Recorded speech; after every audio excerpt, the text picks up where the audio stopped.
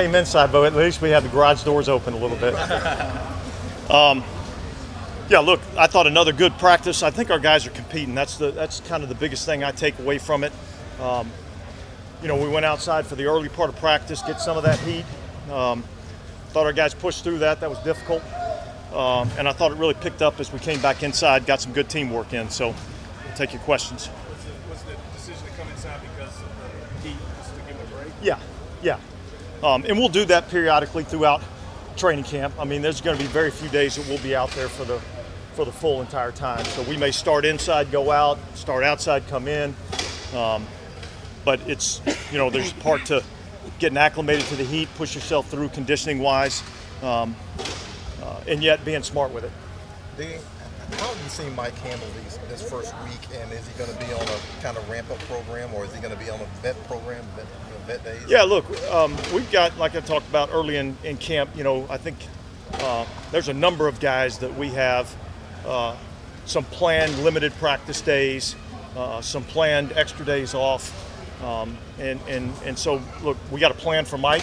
I think he's been doing a good job, going through that plan and trusting in what we're doing, and I think every day you see just a little bit more improvement out of him, more and more confidence, and I think it's been good to see. Dennis, where's Trevor at from a technical standpoint? Is he made the jump that you're Look, I'd say still a work in progress. He's a young guy that hasn't had a lot of opportunities, hadn't had a lot of plays, a lot of reps, so he's playing a little bit of catch up in that regard, but he's working extremely hard at it. And like I said before, I think he's miles ahead of where he was when we finished the season last year. But yet, there's still a lot of things he's got to improve on. You had so much success over the years defensively in this league. I'm curious, how much evolution goes on in the offseason, how the league maybe trending offensively, and how much have you all put in? Well, look, I think you're always looking at ways that you can improve. We're not going to reinvent the wheel. What we've done here has been pretty successful. And it's as much about the culture and how you play as much as it is about what you play. And so the first thing is, when we're out here in training camp, we're developing the culture about how we're going to play tough, nasty, violent, aggressive, all those kinds of things. And getting our guys to buy into that mentality has paid dividends for us. And then, look, schematically, we're always looking at ways that maybe we can, improve things, tweak things a little bit to give us a little more success. So valuable in this offense, and does he almost feel like he's almost like an unsung hero in terms of? Yeah, look, Traquan, as long as I've been here, has been one of the guys that does a lot of the dirty work. Blocking in the run game obviously is an important part of what our receivers have to do if we want to create some explosive plays down the field in the run game. The perimeter blocking is generally what springs those plays to be explosive. So he does a nice job at that. And look, I think he's an unsung receiver. I don't think he gets enough credit for his receiving ability. I think the biggest thing for Traquan is just being able to be healthy and 100% out here on a day in and day out basis. Dennis, I know we talked about Jake Hader's moxie the other day, but for him to come in and process things so quickly when he's picked up a new offense. Yeah, look, I mean, kid's a smart kid, and he works extremely hard at it.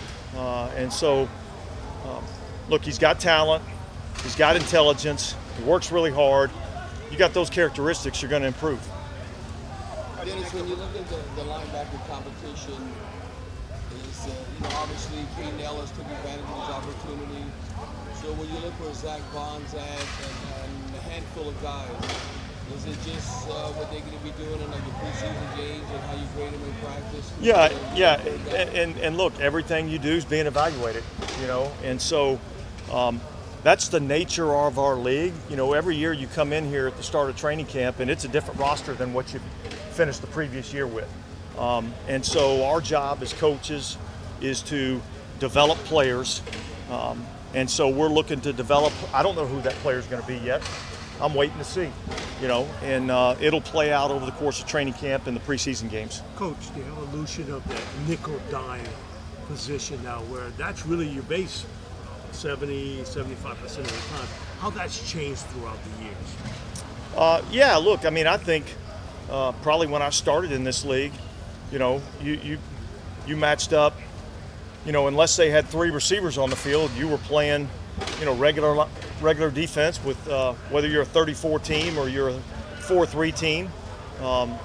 And I think with the evolution of the passing game and how teams have, some of these tight ends, I think, that are become passing threats, has changed the way you have to look at defense. And look, it's different when you're defending 12 personnel, 2 tight ends, 2 receivers, and 1 back. It's different when you're defending it in a regular grouping and when you're defending it in a nickel grouping. And so a lot of that is game dictated. Tight ends had a big pass catching day today, it looked like, but how do you feel they're coming along as protectors and blockers? Yeah, I think good. I like the tight end room. We got a lot of versatility in that room. A lot of guys that can do a lot of different things. Skill sets are different, and so we're gonna go through this process of training camp and figure out what guys do really, really well. Try to put them in those positions as much as we can, and we've got a versatile group there.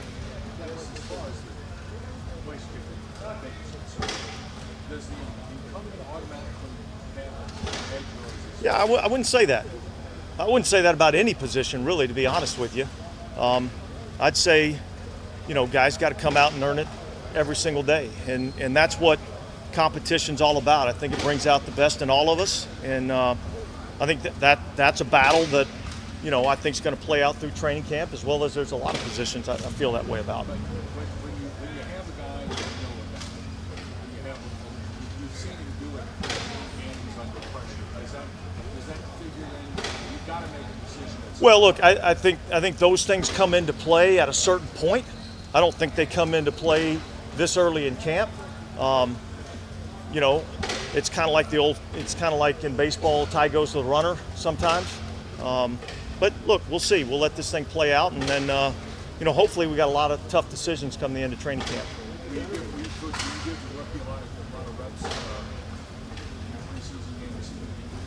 Yeah, well, I would think so. We don't, like out here in a controlled environment, we can control how many opportunities guys get.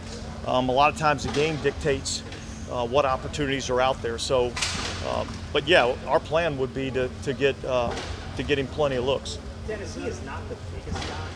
Because if you notice that, how does he generate that kind of power without much size? I'm not a kicking expert. I couldn't tell you exactly how he does that.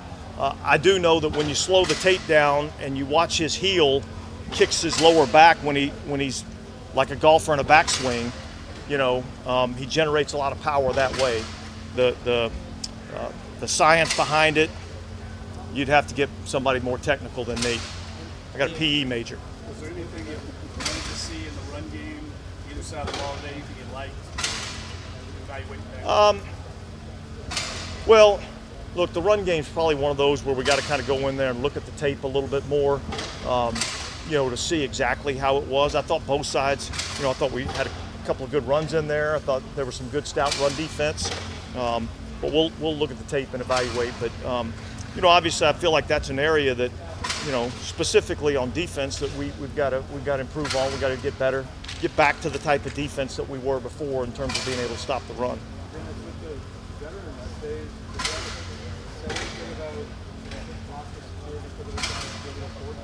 Yeah, I wouldn't look too much into that. Yeah, I wouldn't look too much into that. Dave, when you talk about the versatility of the tight end room, how does that impact or open up an offense versus having a talented tight end room that maybe is a little bit more focused individually?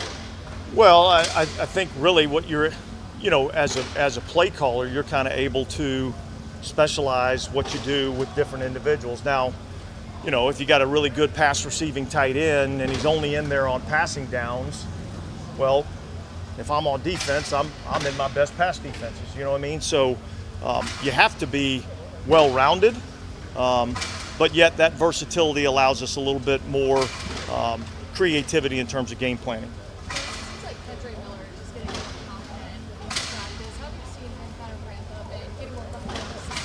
Yeah, look, I think he's still learning, but you see the talent. You see the athletic ability. You really see, man, he's got really good feet. Does a really good job of catching the ball out of the backfield. You know, I think his balance, contact balance, is exceptional. So, look, I like what I've seen out of him. He's got to continue to work to progress, but you know, he's heading in the right direction. Has his route diversity been a little bit, maybe a little bit further along than expected, or anything like that? Well, I think just his ability to run routes has been good. There's some subtleties within the routes that he's got to, you know, improve on, making sure that he's in the exact right spot for the quarterback when the quarterback's ready for him. But you see the skill set to be able to do that, and that I think is what's intriguing for us. Okay, guys, thanks.